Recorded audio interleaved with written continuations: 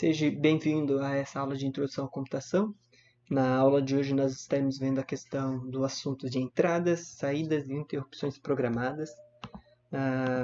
Essa é um assunto que a gente já viu ao longo das últimas aulas, porque a gente sempre esteve conversando, né, sobre a questão de dispositivos de entrada e de saída, né, que a gente bota ali o teclado, mouse, monitor, fone de ouvido, microfone.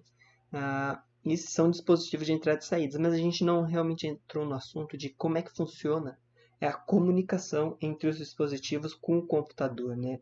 E é nessa aula que nós estaremos vendo um pouco mais sobre esse assunto. Primeiramente introduzindo, né? Lembrando, um computador realiza diversas tarefas distintas.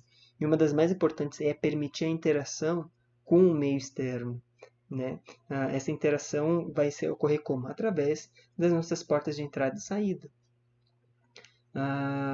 Nós também vamos chamar essas atividades de entrada e saída como E/S. Sempre que a gente vê E/S, nós estaremos falando de entrada e saída dessas atividades. A partir do controle dessas atividades, equipamentos que permitem a entrada de dados ou apresentam os dados já processados vão ter o seu funcionamento simplificado e com alguns padrões de comunicação estabelecidos. É importante ressaltar, né, que o gerenciamento dessas atividades tem uma relação direta com as características de hardware, né, pois existem controladores específicos para as atividades de entrada e saída. Essa questão do controle dos dispositivos vai ter totalmente uma relação com o hardware do computador. Pegar da maneira mais simples, se você tiver uma porta USB, você vai conseguir conectar um pendrive, um celular. Se você tiver uma porta de cartão SD, você já vai conseguir, né, fazer conexões SD. Ou outras portas que a gente nem sempre associa, como uma porta NVMe, né? Se eu não me engano é assim, os dos HDs, os novos sistemas de HDs que nós temos. De SSD, desculpa. De SSD, aqueles SSD mais fininhos que nós temos agora. Lembrando, né, que os dispositivos de entrada e saída auxiliam no propósito básico de um computador, que nada mais é do que a resolução de problemas, pois são os mecanismos que permitem a comunicação entre máquina e máquina e usuário. Essa é justamente o objetivo principal dos dispositivos de entrada e saídas, fazer essa comunicação entre dispositivos com dispositivos e dispositivo com usuário. É assim que existe essa relação externa com o meio externo.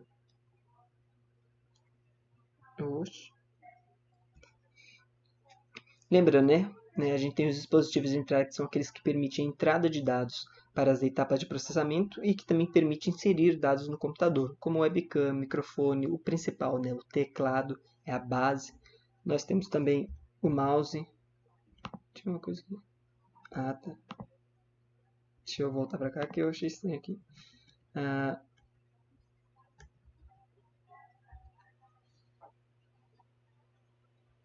Nós temos aí, né, o mouse, o scanner, o joystick também.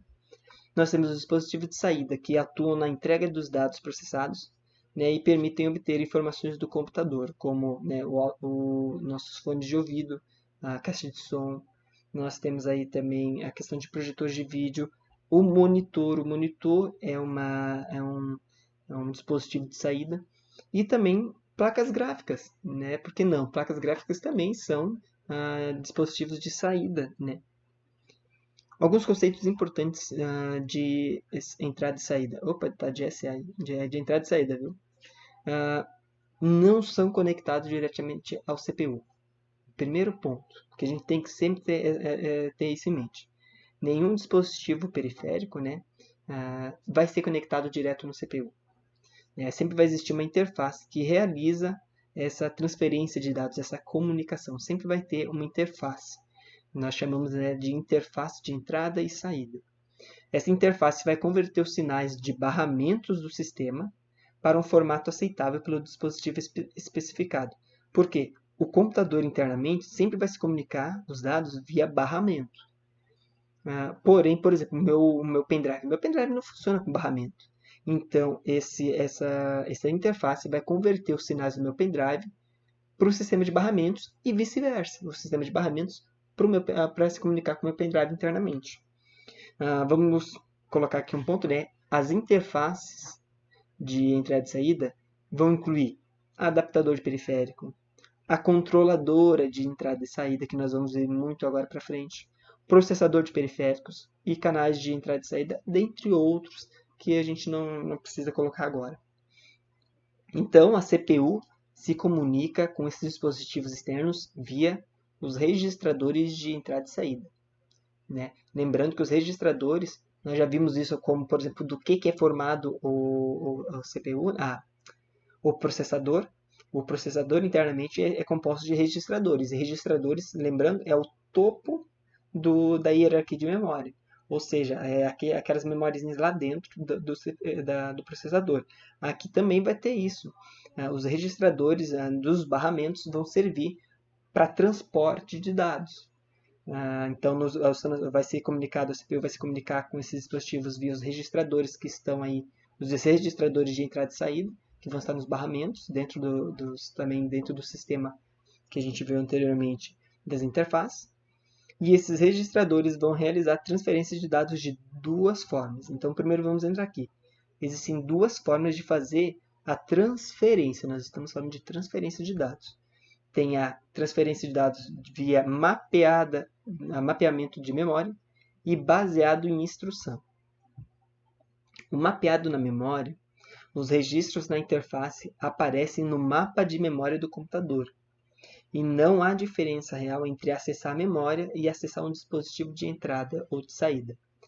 Então, a vantagem do ponto de vista da velocidade, mas consome espaço de memória. E como nós vemos aqui na apresentação, aqui na primeira imagem, nós temos eles separados, o espaço de memória e as entradas e saídas separadas. E então, na B, nós temos aqui como é que ficaria a entrada e saída mapeada na memória, que o espaço de endereçamento das portas vão estar dentro da memória. E assim, como diz aqui, não há diferença. Realmente vai estar embutido na memória e o computador, o CPU, vai interagir como se fosse uma memória. Por isso que com isso se gasta espaço do dispositivo da memória. No outro, nós temos a baseada em instrução.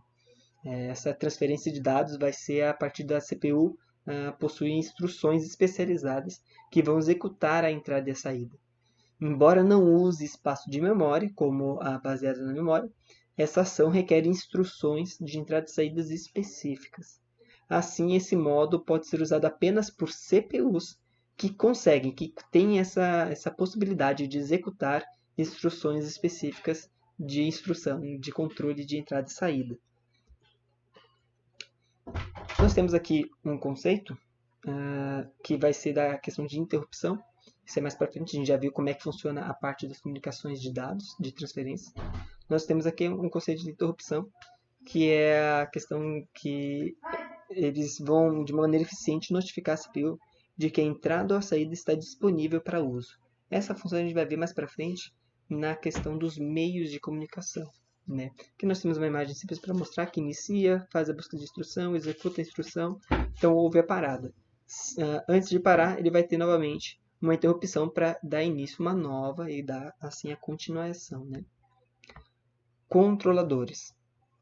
Devido à complexidade e à grande variedade de funções dos dispositivos de entrada e saída, é necessário um hardware específico. E vamos atentar, controladores é realmente um hardware, é uma peça física do computador. Para realizar as operações necessárias nos dispositivos de entrada e saída. Como os dispositivos de entrada e saída possuem funções muito diferentes, então vão ser necessários vários controladores específicos para a função de cada dispositivo. O seu trabalho vai consistir em controlar o seu dispositivo de entrada e saída e em tratar o acesso do dispositivo ao barramento. Lembra? Os controladores fazem parte da interface de interação, como a gente viu aqui. Essa interface de entrada e saída internamente vai ter um controlador ou vários controladores, depende. Aqui nós temos uma imagem mostrando realmente o funcionamento. Nós temos aí o nosso CPU, a nossa unidade central de processamento, se comunicando via barramento com a nossa memória principal e também com os nossos controladores, que estão internamente, né, fazem parte da interface de entrada e saída. E esses controladores vão se comunicar diretamente com os nossos dispositivos, seja o mouse. Então ele vai pegar as informações do mouse, esses controladores vão processar essas informações e vai colocar os dados nos barramentos, que então irá se comunicar com a memória, com a unidade de processamento básica, né? Essa a interface, né, que nós já havíamos comentado antes, né? Essa interface agora a gente vai entrar um pouquinho dentro delas, que é o meio que interconecta os dispositivos de entrada e saída a um computador. As interfaces possuem conexão com barramentos, que permite a comunicação entre o mundo interno e o mundo externo. O método de transferência de dados são classificados conforme a sua interconexão física dos dispositivos de entrada e saída com as suas interfaces. Um exemplo aqui é USB. Uma conexão dessas que a interface pode ter é a conexão USB. Nós temos outras. E todas essas conexões vão ter praticamente, né, em duas interfaces. A serial e a paralela.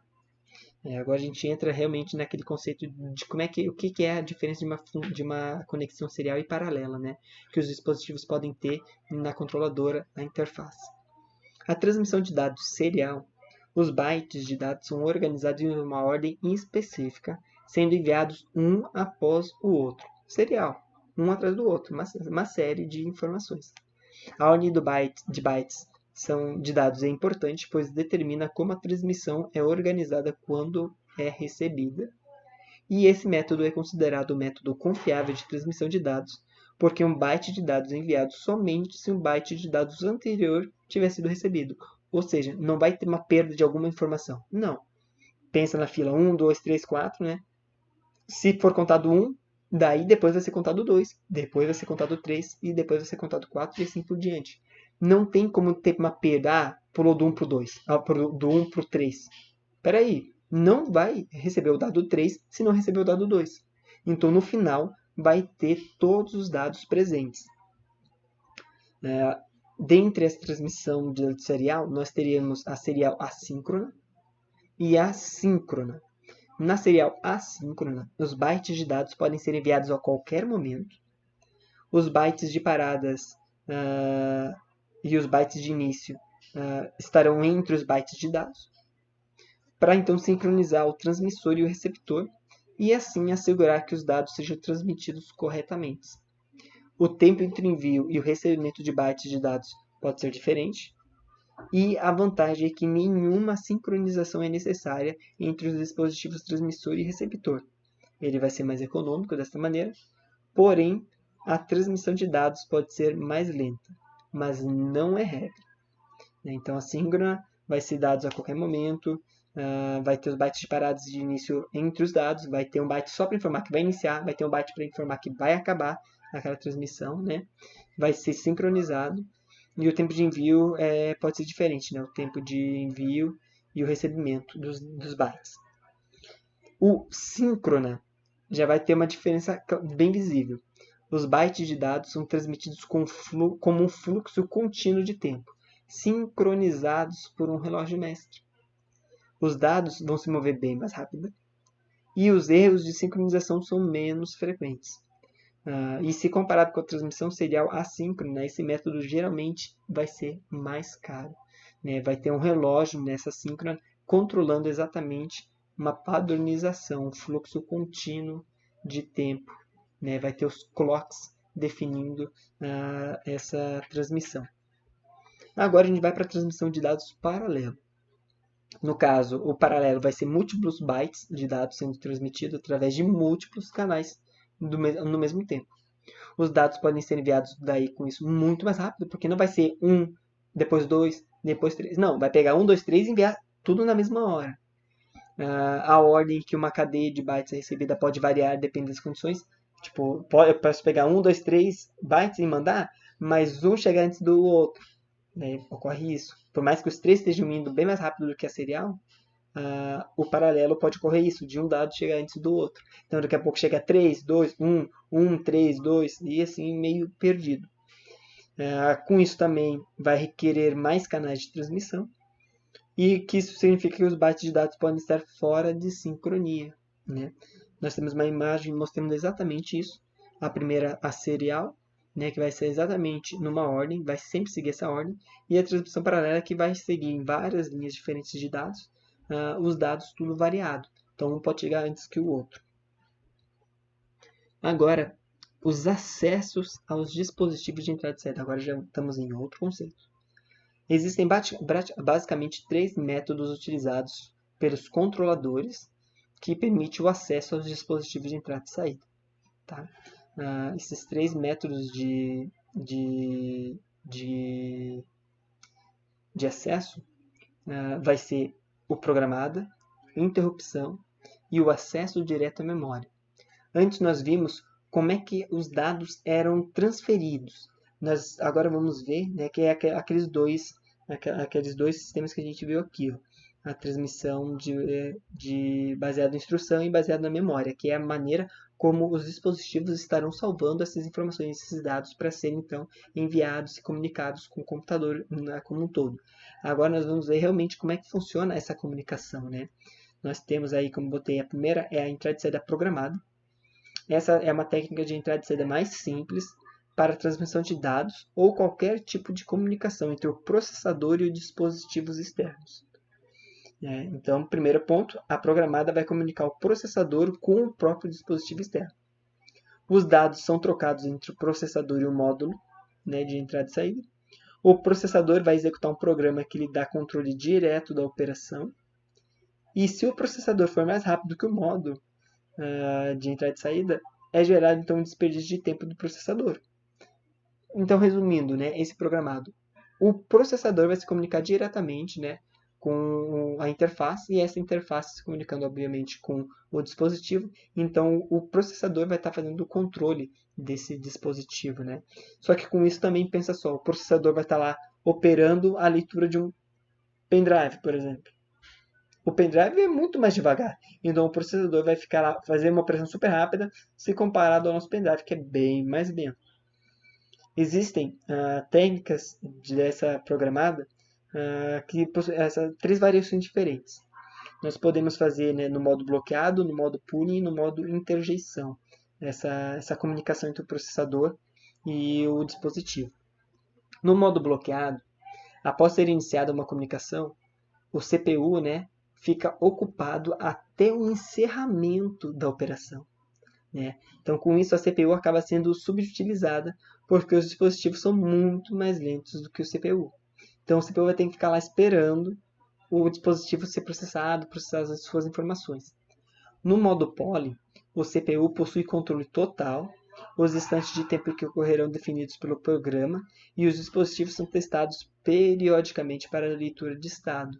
Então, já é preparado, já vai se preparando sempre para fazer essa leitura, né? A gente vai fazendo esses testes para a leitura ocorrer de uma maneira mais definidos pelo programa, né?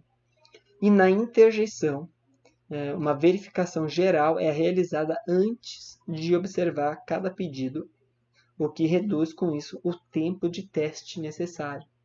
Então, já de maneira uma melhoração do sistema poly, né? Do modo poly, que ele vai fazer também o tempo, mas essa é realizada antes de observar. Né? Nós temos 2 imagens do sistema interjeição e do sistema poly, como nós podemos ver aqui, né? O CPU se comunicando diretamente com os controladores, vai enviar os dados, o endereço e o controle, e daí no interjeição vai ter primeiro, né, uma flag de interjeição que vai estar realmente fazendo essa conferência, né? Como a gente viu aqui, os testes. No poly já não, no poly o CPU vai se comunicar diretamente com o controlador e o controlador vai mandar as informações direto para a porta, né? Como a gente viu aqui. Na entrada e saída programada, para realizar uma operação relacionada à entrada e saída, o processador envia um endereço especificando o módulo específico de entrada e saída, o dispositivo externo e então um comando de entrada e saída. Isso é interessante. Então a programada vai utilizar comandos para fazer essa comunicação. E são 4 tipos de comando que a entrada e saída que o módulo pode receber, né, quando é endereçado por um processador. Os comandos são controle, teste, leitura e write. No controle, são usados para ativar um dispositivo e informar o que deve ser realizado. Por exemplo, o monitor pode receber a instrução para enviar para a tela um esquema de definição de cores para o pixel que o compõe. Então, dessa maneira, através do controle, de um comando de controle, que vai estar sendo realizado as imagens do nosso monitor. Comando de teste, que é usado para testar várias condições de status associados ao módulo de entrada e saída e os seus periféricos. Esse comando é útil quando o processador necessita descobrir se, por exemplo, o periférico de interesse está ligado a um dispositivo para uso. Ele também desejará saber se a operação de entrada e saída mais recente foi concluída e se recebeu algum erro. Ele vai estar efetuando testes para ver se dá para fazer aquele comando, se dá para acessar aquele dispositivo e assim por diante. O comando de leitura faz com que o módulo de entrada e saída obtenha um conjunto de dados do periférico e o coloque em um buffer interno. O processador pode, então, obter o conjunto de dados solicitando que o módulo de entrada e saída o coloque no barramento de dados. Ou seja, é o comando de leitura dos dados mesmo, não tem outra maneira de dizer. E o write faz com que o módulo de entrada e saída capture um conjunto de dados do barramento e logo após transmita para o dispositivo. Ou seja, aqui ele já vai fazer a escrita, ele vai realmente capturar um conjunto de dados e transmitir para o dispositivo esses dados. No mesmo assunto da entrada e saída programada, como vantagem dessa técnica, pode-se citar a facilidade na implementação, porque como principal desvantagem está o fato do processador tende a ficar ocioso devido à diferença na velocidade em relação ao dispositivo. Porque o nosso programa está registrando isso, então, querendo ou não, no final vai ocorrer essa diferença na velocidade. E as interrupções dentro, agora aqui a gente já viu um pouquinho das interrupções, elas vão vir aqui dentro são uma maneira de controlar essa atividade de um dispositivo que precisa transferir esses dados. Ele vai enviar esse sinal de interrupção. Isso fará com que uma interrupção do programa seja definida. As atividades no processador serão interrompidas quando o módulo de entrada e saída está pronto. Enquanto a interrupção não ocorre, o processador está liberado para realizar outras atividades.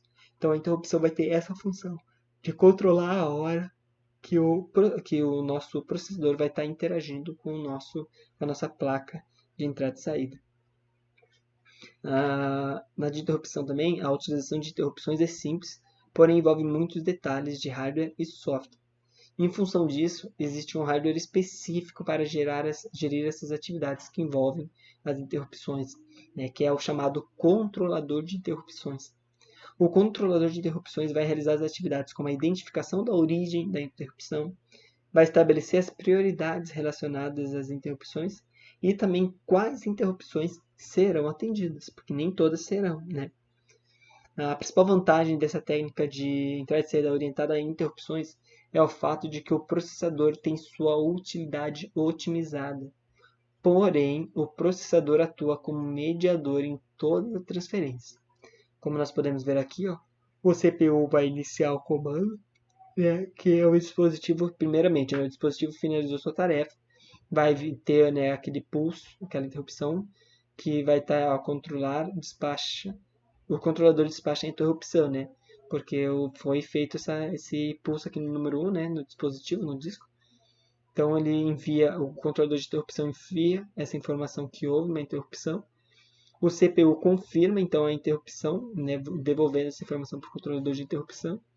E ocorreu então essa entrada e saída através de interrupção. E o nosso terceiro e último, nós temos o acesso direto à memória. Direct Memory Access, ou DMA.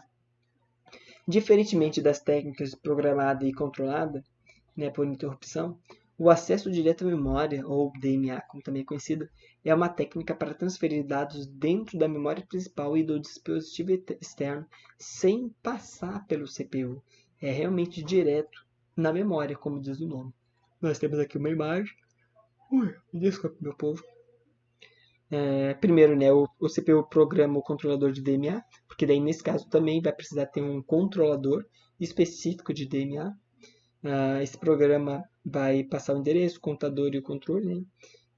Esse DMA vai solicitar a transferência para a memória que vai receber vai então gerar os dados transferidos para a memória principal, né, no controlador do disco, porque daí vai ter o controlador de DMA e o próprio controlador do dispositivo externo, né, do dispositivo de entrada e saída.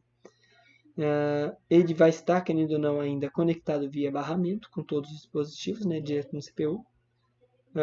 E nós vamos ter a questão de interromper quando concluído, né, porque no final das contas, depois dos dados serem transferidos, vai haver essa confirmação, então, por fim, interromper quando concluído. E quando é interrompido, o CPU programa o controlador de DMA novamente, e assim volta sempre para um looping. O DMA é uma maneira de melhorar as atividades do processador e as taxas de transferência dessas entradas e saídas, assumindo o trabalho de transferir dados do processador e permitindo que o processador execute outras tarefas. Ela vai superar as desvantagens das outras duas técnicas de entrada e saída. Ela é mais eficiente, né? Porque no método de DMA, quando é um grande volume de dados, e ainda por cima, o controlador de DMA deve usar o barramento apenas quando o processador não precisar dele, ou forçar o processador a suspender a operação temporariamente, ou seja, ele vai praticamente mandar aqui na questão do nosso processador, né? Porque no caso o processador vai suspender as operações temporariamente. Né? Quando o processador deseja ler ou enviar um bloco de dados, ele vai enviar então um comando para o controlador DMA com algumas informações. Né? Quais informações são essas? Comando de leitura ou escrita, quantidade de palavras a serem lidas ou escritas, informadas nas linhas de dados e armazenadas no registro de contagem de dados, a localização inicial da memória para leitura ou gravação, enviada em linhas de dados e armazenada no registro de endereço, e, por fim, os endereços dos dispositivos de entrada e saída desenvolvidos, enviados assim pela linha de dados. Tá certo? No DMA também, temos que as informações são enviadas, depois que as informações são enviadas, o processador continua a realizar outra atividade. O controlador DMA em seguida transfere os blocos inteiros de dados diretamente para a memória, sem passar pelo processador. Quando a transferência é concluída, o controlador DMA envia um sinal de interrupção ao processador para informar que ele terminou de usar o barramento do sistema. Nós temos aqui, para acabarmos nossa aula, né, o nosso infográfico mostrando justamente toda essa comunicação. Né? Nós temos aqui os barramentos do processador e memória, né, a comunicação entre o CPU e a memória principal. E nós temos aqui, né, os barramentos de entrada e saída. Lembrando que os barramentos do processador de memória são barramentos de alta velocidade e são associados